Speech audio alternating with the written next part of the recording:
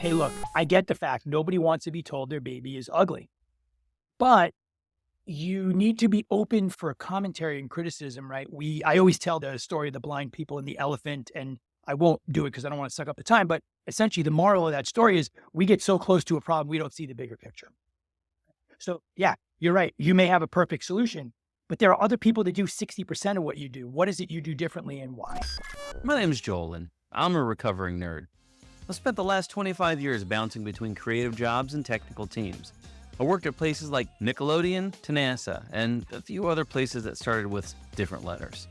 I was one of the first couple hundred people podcasting back in the early aughts until I accidentally became an IT analyst. Thankfully, someone in the government said, "Hey, you're a nerd that talks good," and that spun me off into the world of startups, branding, and marketing, for the same sort of researchers and startup founders that I used to hang out with. Today, I help technical people learn how to get noticed, get remembered, and get results. On Nerds That Talk Good, I want to help you do the same. I talk with some of the greatest technical communicators, facilitators, and thinkers that I know who are behind the big brands and the tech talk that just works.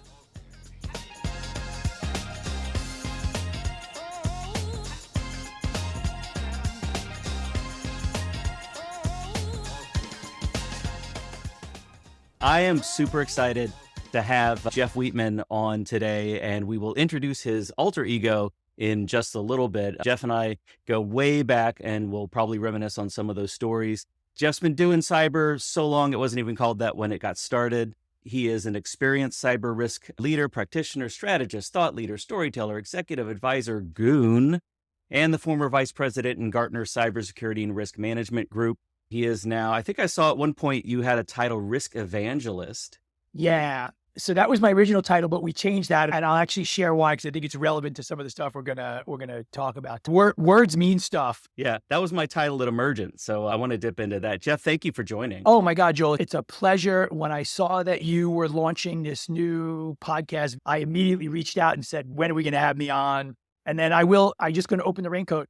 Joel made me fill out a whole questionnaire and a whole bio sheet before he would allow me to come on the podcast. And I didn't read any of it. So, no, I'm kidding.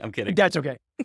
So I'm actually super excited to be here. This will be fun. And we do go back a long way. I'm at the point in my career now where I go back 25, 30 years with some people, which is crazy. Yeah, it's phenomenal. Well, let's go back a little bit farther. I always like to start off. You've got a podcast, which we will talk about. You always start off with the same question. I ripped that off of you, obviously. And I want to start off with just give us the nerd origin story. Tell us how you got into tech, how you got into talking about tech, and where we find you today. Yeah, so I love doing this because my career pathway is definitely not a traditional cybersecurity pathway. So I'm 57 years old. So I'm going to reference some technology that some of our listeners probably have never heard of. But back in the day when PCs were first becoming known, Radio Shack had the TRS-80, right? That was the computer. Trash 80. And it was expensive. And my parents were like, "Yeah, I'm not buying this." So I ended up buying a Texas Instruments TI-99 4A. That was my first computer.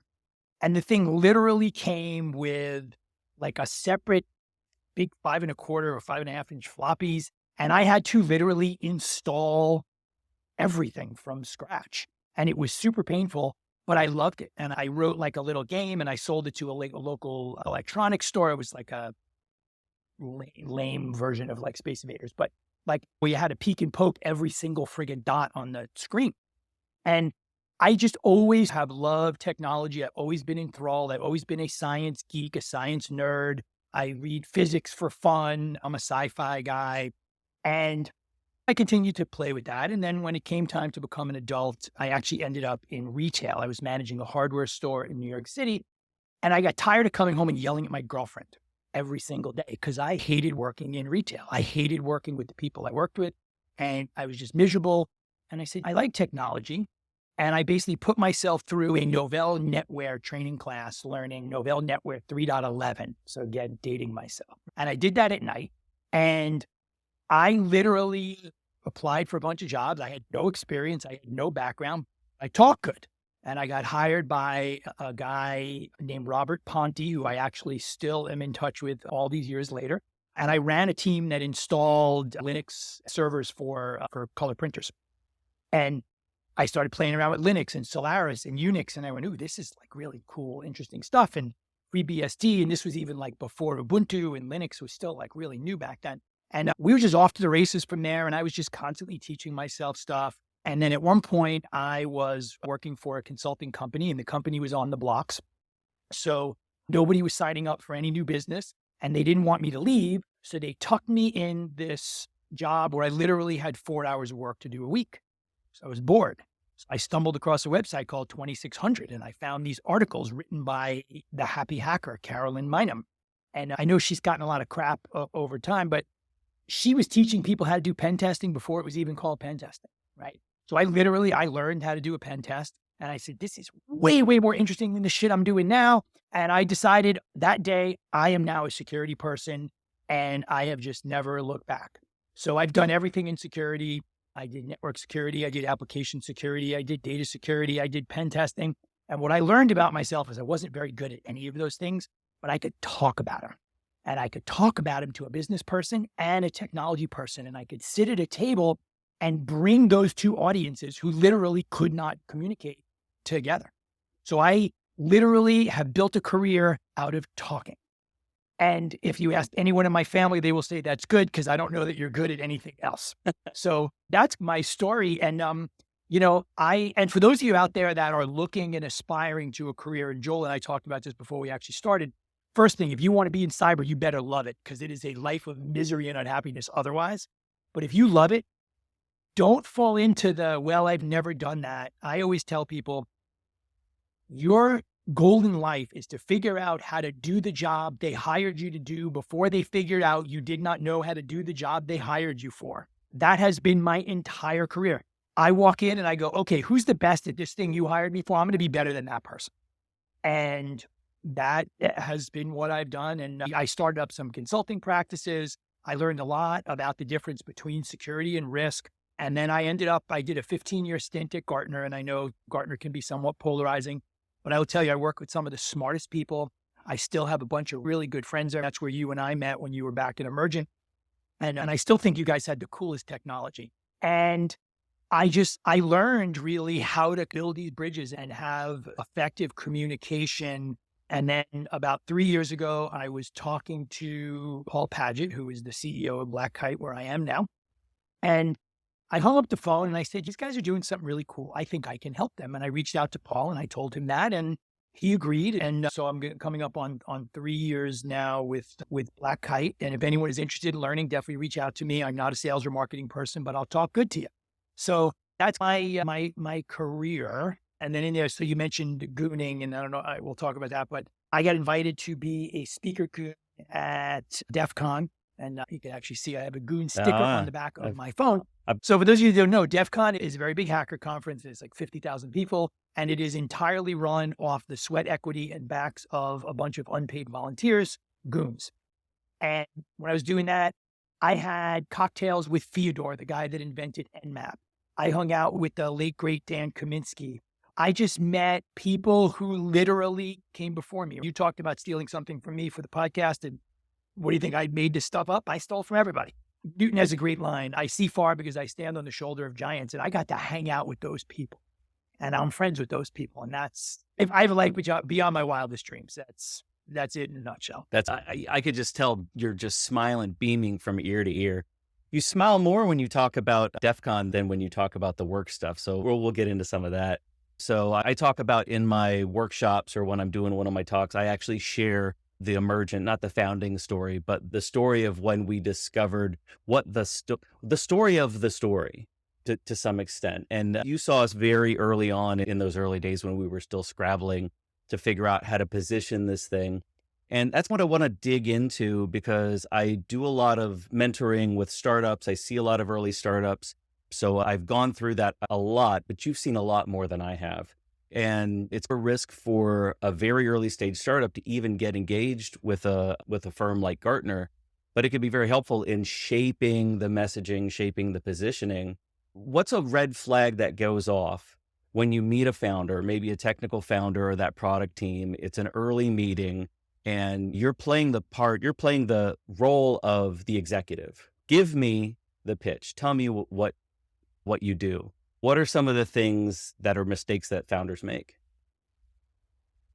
That's a great question. I think there are a couple of them. I think the first one is not being open for criticism. Hey, look, I get the fact nobody wants to be told their baby is ugly, but you need to be open for commentary and criticism, right?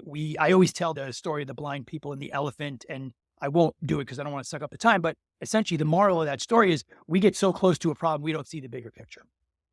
So yeah, you're right. You may have a perfect solution, but there are other people that do 60% of what you do. What is it you do differently and why? So that's the first one, is not being open to criticism.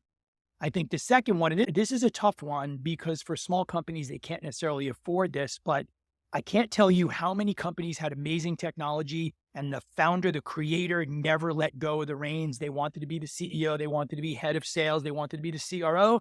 And you know what? You're a technical person. You suck at those other things.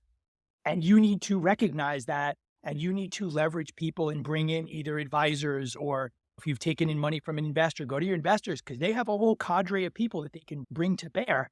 And then the third one, and this is always a challenge. There's a tendency to say, yes, we do that when it's not in your core. And I always used to coach people, go, what is it you do? The old GE model. If we're not number one or two in the market, we're going to pay someone else to do it. So focus on what you do really well and be really good at that. And then look for potential opportunities through partnerships. Maybe you can build out. And we've done this at Black Kite, right? We were very specific and narrow when we first started. And we are now starting to push out and kind of branch, but we did it in a very slow, methodical, thoughtful way. So maybe we missed a couple of things, but in general, it's given us an opportunity to be very iterative and grow. And our chief product officer, a guy named Chuck Schauber, who is amazing, he said to me something one time. He said, my job as chief product officer is to decide what not to do and not what to do. And that was like eye-opening for me. There's only so much time because I constantly, like one of my functions at work is I bring in new technologies. I go, hey, I think we could partner with these. These guys have cool data. These gals over here have cool data. We have data we can pump in, and we have this conversation. And they go, yeah, it's going to take us 6 months and we're going to have to pull people off a bunch of other projects to do that. So we can't do that right now. And of course, I stamp my little feet. But I think those are really the three things. So just to backtrack, because I tend to like the sound of my own voice, I think not taking criticism well, the founder technologist not realizing that they're not business and sales and marketing people. And then the third thing is try to do too much. Because if you go to somebody and say, oh, I do everything, they don't believe you can do anything really well. And that's what they're looking for. When they're going to you as a startup, they're not looking for a solution that solves all their problems. They're looking for a specific answer to a specific problem.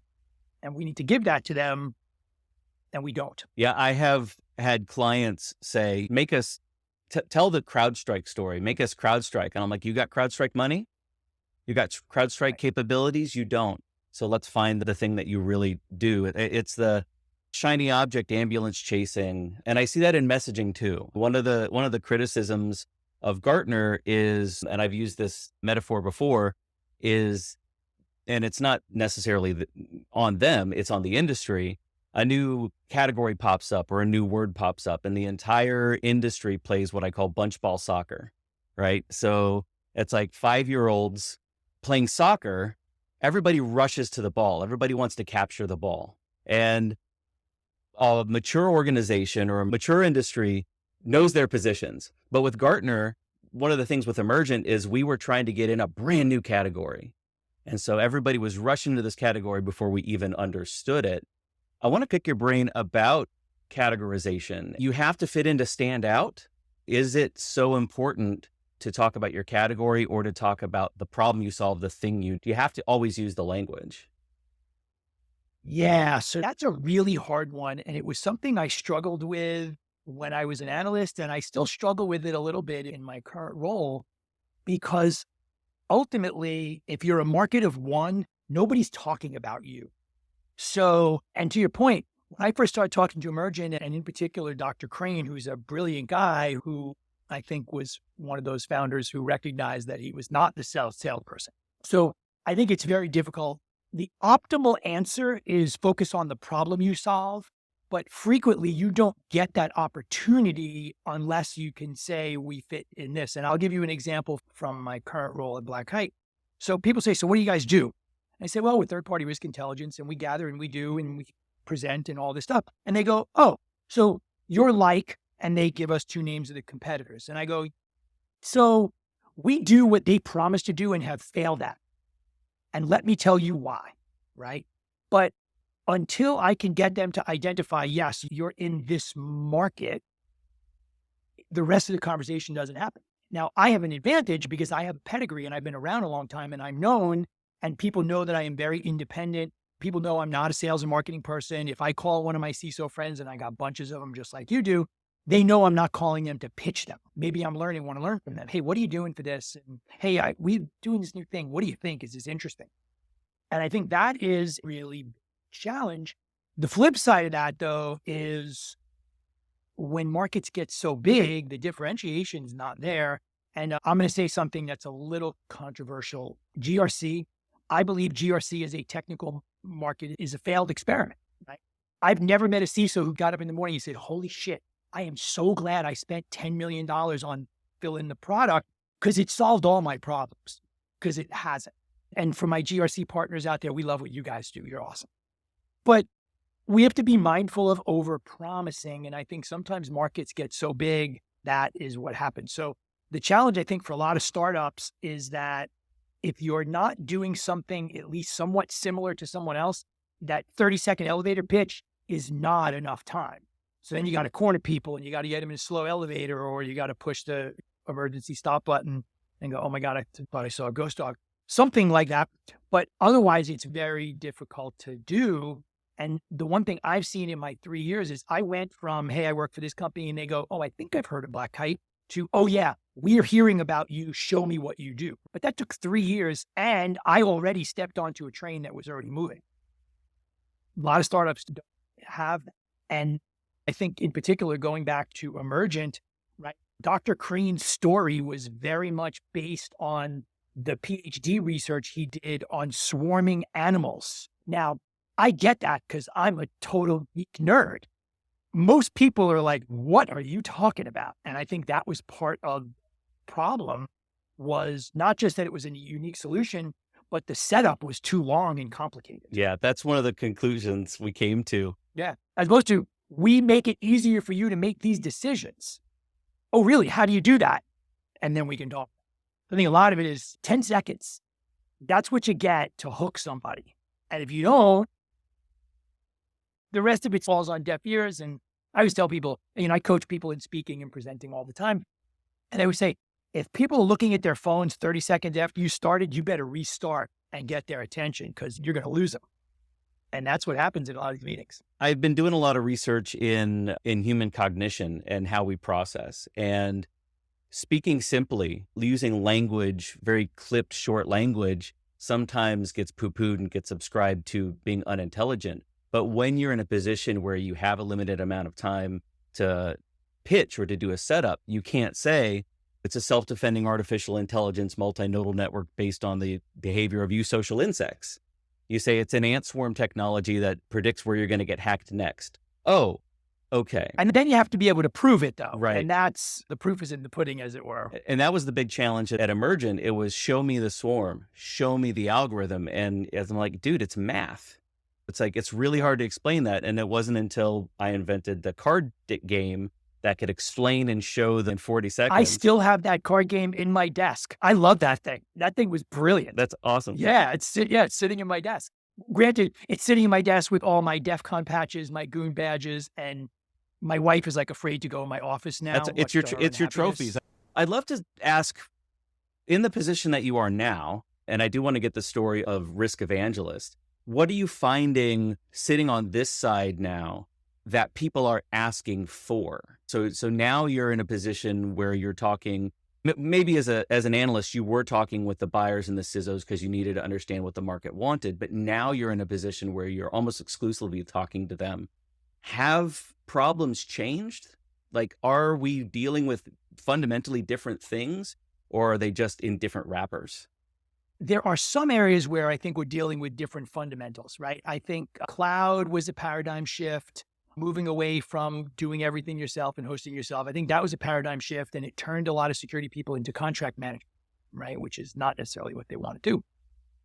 But for the most part, I think it's really more of a framing problem than anything else. The way I always talk about it is cybersecurity is only one risk, but it has an outsized impact on the rest of your business and on your partners and your vendors and your third parties and your customers. If you get hit with ransomware, you're down for a week. How long is your actual business down? Probably longer than a week. So I think a lot of it is about framing. And then I think that we still have this very big disconnect between what security and risk leaders are saying and what the business folks understand.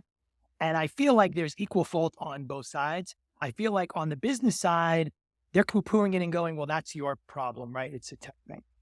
But on the other side, and I do this too, right? And I've been this communication conduit for 30 years. And I still sometimes hang up the phone and I go, yeah, I don't know why I used all those acronyms. So I feel like it's all, and I know you had my buddy George Kamid on earlier in the show, and I know he talked about storytelling. I was bummed he stole my topic because that's my favorite topic, and he is excellent at it. But I feel like we need to do a better job of bringing people along. I always say, once upon a time are maybe the most powerful words in the English language. And when I say it, the hair stands up on my arm still.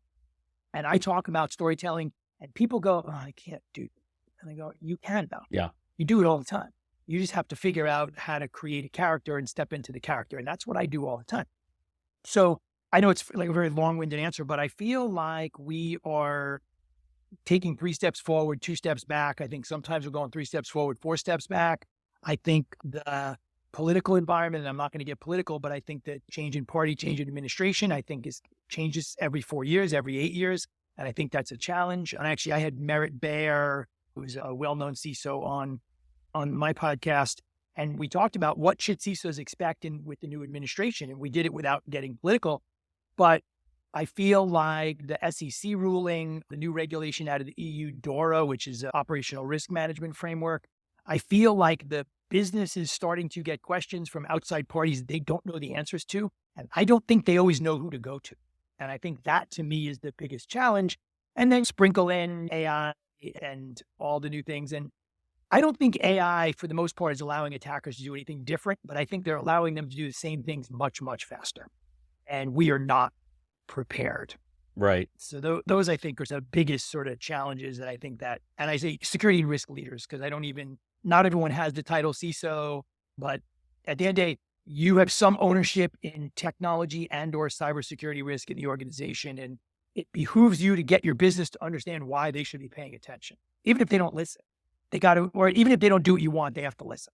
And that's that risk transference is you're going to accept this. We're either going to do something about it or you're going to accept it, and being very clear about that. It's not, well, do you want the server to be patched or not? This is the result. No, it is, do you want this risk?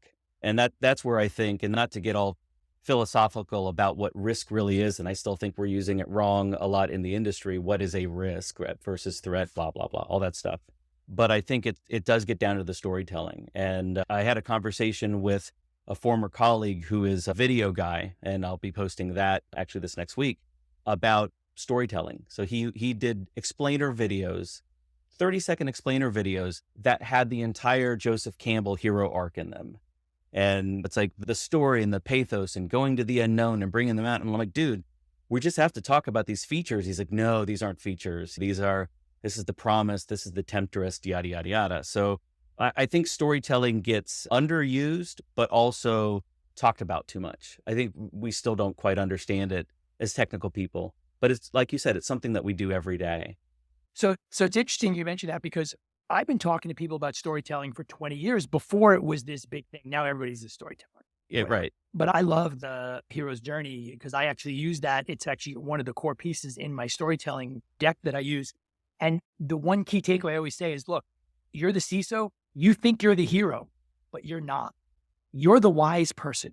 You're the mentor. You're the hermit. The hero is your boss, the CEO, the CFO, the board. And that lights a bulb over people's heads because it leads to a very different story. And I think it's great that other guest talked into it. And I think it's one of these things where it's useful to understand, but you can't leverage a lot of it in what we do because you can't tell that whole thing in 30 seconds, at least to do it justice. But I like the fact that people are talking about it. And I think the key thing, again, is the CISO is not the hero. And they continue to think that's their job, and they're not. Or the vendor thinks they're the hero. Oh, don't even get me started on that one. And that's a great distinction. We'll have to dig into that over coffee sometime. I want to ask you to talk about the podcast a little bit. I had Kristen Demaranaville on, and she has a podcast that is very intersectional between food safety and operational technology, ICS security, right? Risk and Reels, which is your podcast, opens with the movie question. And then somehow you tend to tie in to the topic at hand. And I think using that as a metaphor to talk about story, how did you back into that? Were you just like, I want to talk about two things. I can't decide what podcast I'm going to do, so I'm going to do both? Yeah. So I got to think back. It's like 2 years now. I wanted to do something not super traditional, right? I didn't want to do okay, I'm going to ask you a question, and I'm going to sit here quietly until you're done, and then I'm going to ask you another question, right? So I wanted to do something a little bit different. I said, well, how can we get to know people a little bit as people? So my original premise was books, because I'm a huge reader. But I realized not everybody is a big reader, and that's fun. So then I said, well, movies. And it started out with, what's your favorite movie?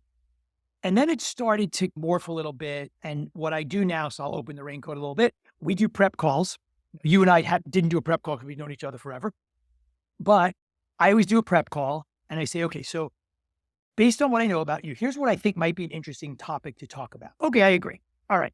So now let's figure out what movie question we can create that will connect back to. And that's the way we do it. And it's very unscripted. I had a couple of guests who said, well, can you send me some questions? And I will be happy to do that. I will probably not ask any of them. Right. And I sit like with a piece of paper and I scrawl notes, and then I do a recap at the end. And for me, like, I don't know if anyone out there is a Howard Stern fan. And I actually haven't listened to him in a while because he turned it into a political show, and whatever your opinion is politically, I tuned in to hear fart jokes, and he was moving away from that. So, but he had this knack. He can make anyone interesting. And I feel like that's what I want to do, right? Everybody, I think, focuses on, oh, let's get this big CISO. And I'm happy to have those people on. But I just had on a student. I had on someone who just graduated not too long ago. I interviewed an attorney last week who I met at this cyber breakfast club thing that I do. I stumbled across somebody's profile on LinkedIn who she calls herself a DORA expert. Now, she's as much of an expert, I think, as anyone is on a regulation that literally just kicked it 2 weeks ago. But I had her on. She had a really interesting story. And I feel like that's what I want to do, which is just get people to be able to tell their stories. It's a huge opportunity for me to learn. I walk away from every single episode knowing at least one thing I didn't know before. When I was a kid, my dad said to me, and my dad's still alive, he said, any day where you don't learn something new is a waste of a day. And I live my life by that. And that is one of the things that I love. And if you listen to the podcast that you have, and everyone out there should definitely check it out. But I'm excited every time. And I always start off with, I'm super excited for my guest today. And that is absolutely true every single time. So that's kind of what we're doing. And I always try to be better and always looking for interesting guests who have interesting perspectives and interesting backgrounds. Anyone that's interested, please reach out to me on LinkedIn. I'm happy to talk. And so that's the story there. Yeah, and I'll definitely include links to the show. I'll drop in. I'll look through. It's going to be hard to pick a favorite episode of mine, but I'll direct link to a couple of those. Just by way of wrap up, again, smiling ear to ear, man. How you've been doing this for so long, and you've seen a lot.